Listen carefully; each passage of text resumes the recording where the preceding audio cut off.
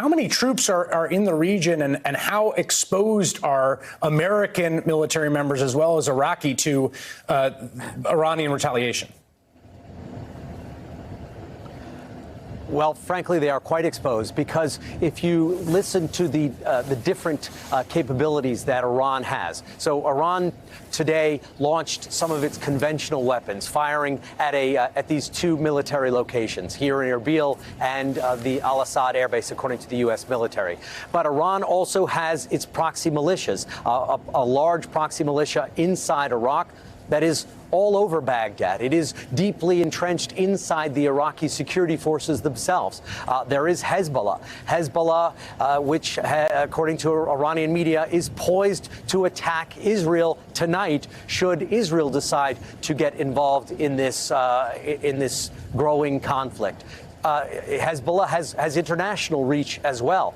There are also regimes, there are also allied militias in Syria. There are militias in Afghanistan. So it is not just Iran's conventional capability, which we saw some of tonight. Iran has the ability to infiltrate and attack American facilities, consulates, domestic diplomatic facilities of other nature, military bases in many countries in the Middle East, should it choose to do that. And tonight, according to the Iranian media, it is absolutely saying it is prepared to do that, depending on how the U.S. responds to what has happened over the last few hours with these ballistic missiles being fired over the border. And Iran wants the world, wants its own people to know that it did this, that it was the Revolutionary Guard that did this, that it was Qasem Soleimani's own units that did this.